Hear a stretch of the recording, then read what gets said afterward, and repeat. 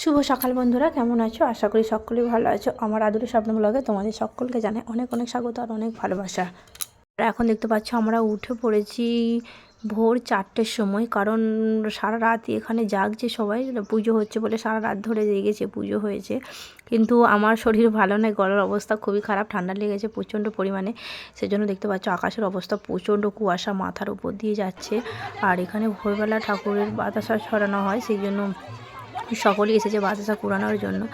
আর দিদিরাও এসেছে, সেই জন্য আমি আবার দেখতে এলাম যে এখানে কী হচ্ছে, বাতাসা কুড়াচ্ছে বলে আমি আবার আসলাম এখানে।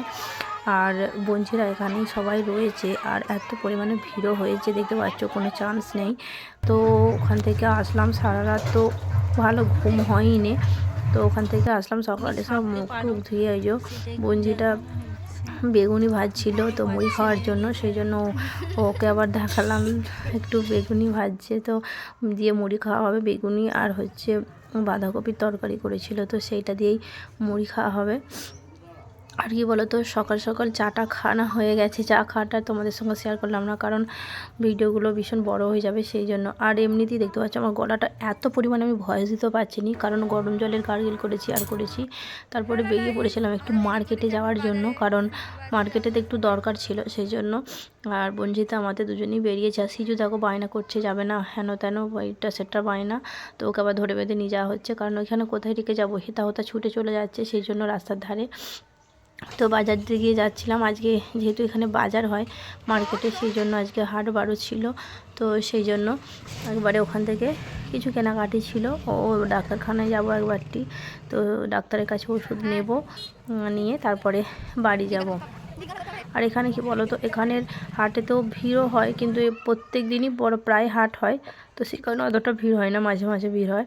আর এই যে সিজু যেখানে যাবে সেখানেই বায়না করবে, আর এই যে খাওয়ার জন্য এখন বায়না করছে, তো কেক খাবে, তো কেক খাচ্ছে। আর এখানে সবাইকে ভেঙচি কাটাচ্ছে, দেখতেই পাচ্ছ। আর কিছু দরকার ছিল, ইমিটেশনে কিছু জিনিস কেনার ছিল।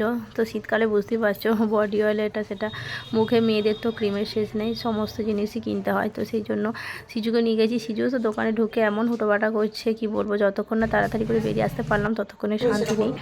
আর ওকে নিয়ে গেলে কী হয়, যেখানে নিয়ে যাবো সেখানেই রিক্স আছে। রাস্তার ধারে নিয়ে গেলেও সে রাস্তাতে ছুটে চলে যাবে, আর যেখানে সেখানে নিয়ে গেলেও কোনো আমার মানে ধরে ধরে থাকতে হবে, ওর পিছনে একটা লোক থাকতে হবে সর্বদা। তো তারপরে দুপুরে স্নান টান করে ভাত খাওয়ার জন্য ছাদে চলে এলাম, কারণ দিদিদের এখানে রোদ আছে, ছাদটাই বেশি রোদ থাকে। তো সেই জন্য আমরা ভাবলাম যে ছাদেই ভাত খাওয়া হবে, রোদেতে বসে বসে সবাই মিলে, দিদিরা একসঙ্গে সবাই মিলে, সেই জন্য ছাদেতে বসে ভাত খেয়ে নিচ্ছি। আর কি বলো তো, ছাদে বসে ভাত খাওয়ার মজাটাই আলাদা। তো মাটন চিকেন সমস্ত কিছু দিয়ে খাওয়া হয়ে গেল। লাস্ট ভাতে পড়েছিল পাঁপড় চাটনি, সমস্ত কিছু দিয়ে ভাত টাত খেয়ে কমপ্লিট করে আবার বিকালের দিকে ঘুরতে গিয়েছিলাম, তো সেই ভিডিওটা করা হয়নি। একটু চা করেছিল, তো দিদিদের এমনি দুবেলা চা হয়, সকাল আর রাত্রের দিকে। তো সেই জন্য একটু চাটা ভালো করে খেয়ে নিয়েছিলাম, কারণ গরম গরম চাটা খেলে গলারও একটু শান্তি হয়। তো সেই জন্য সিজু এখানে খাচ্ছে আর বায়না বেশি করছে, খাওয়ার থেকে বেশি নষ্ট করে ওকে, ওই জন্য ভালো করে আগে আমি খাইয়ে দিই সব জিনিসটাই। বেশি দিয়ে হাঁপাহাঁপি। তো দিদির ননদ ছিল, বড় ননদ, আমি, জামাইবাবু, পিয়া, সুপ্রিয়া, সবাই মিলে একসঙ্গে চাটা খেয়ে নিচ্ছিলাম।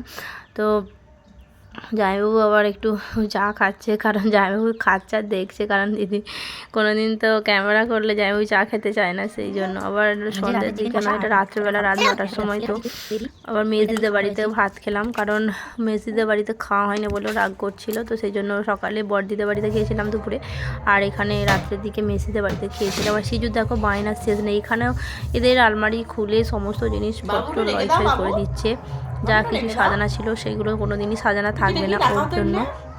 তো দেখো কোত্থেকে গ্রিটিংস কার্ড বার করছে, আর ওগুলো আমার দিদির মেয়েরা বোনঝিরা বানিয়েছে, তো স্কুলে দেখানোর জন্য। তো সেই সমস্ত হাতের কাজগুলোকে দেখো নিয়ে কীরকম কাটাকাটি করছে, সমস্তগুলোকে ছেঁড়ার জন্য বিশেষ করে ও টানা হিজড়া করছে, এগুলো বানিয়েছে হাতের কাজ, তো ওগুলোকে নিয়ে নষ্ট করার জন্য খেলা করছে। আর রাত্রির দিকে ঠাকুর বিজয় হয়, তো সেই জন্য এখন রাত্রির দিকে ডান্স হবে, সিঁদুর খেলা হবে, তো সেই জন্য এখানে একটু ঠাকুরটা আমি দেখতে আসলাম। বিজয় হচ্ছে, বরণ হচ্ছে, তো সেই জন্য দেখো সমস্ত সবাই ডান্স করতে আরম্ভ করে দিয়েছে মস্তিতে। কারণ আমি হচ্ছে এখানে দূর থেকে ক্যামেরাই করছিলাম, বঞ্চির কাছে ফোনটা ছিল, আমার কাছে ফোন বেশিক্ষণ থাকেইনি, কারণ ও সবসময় ক্যামেরাটা ওই করছে ভিডিও, আর সমস্ত এমন মাথার উপর স্প্রে করছে কি বলবো, এত ঠান্ডাতে ওরা সব নাচছে, আমি তো দেখি অবাক। আমি তো মাথা থেকে চাদর আর গা থেকে সোয়েটার সরাচ্ছি না, এত পরিমাণে ঠান্ডা। আর ওখানে কুয়াশার এত পরিমাণ কুয়াশা আসছে না, কি বলবো, তার জন্য আমার গলার অবস্থা এরকম হয়েছে। আর এখানে ভয়েস দিতে পারছি কারণ মিউজিক তো দেওয়া যাবে না, বক্স বাজছে আর কপিরাইট আসবে, সেই কারণেতে। আর আমার ভিডিওগুলো যদি ভালো লেগে থাকে তোমরা অবশ্যই আমার চ্যানেলটিকে সাবস্ক্রাইব করার অনুরোধ রইল, কারণ সাবস্ক্রাইব না করলে কখনোই এগোনো সম্ভব হবে না, আর ভালোবাসা না দিলে কখনোই এগোনো সম্ভব হবে না। ওই দেখো আমার বোনঝি ভিডিও করছে, আমার কাছে ফোনই নেই, ফোনই থাকে না। আমি দিদি বাড়ি গেলে আমার কাছে ফোন কম সময় থাকে, সব সময় ওদের কাছেই থাকে, ওরা নিয়ে দেখে এটা ওটা করে। তো এখানে দেখো নাচের শেষ হচ্ছে না, কারণ যে যেরকম পাচ্ছে সে সেরকম নাচ দিচ্ছে। আজকের ভিডিওটা এখানেই শেষ করছি, দেখা হবে অন্য একটি সুন্দর নতুন ব্লগের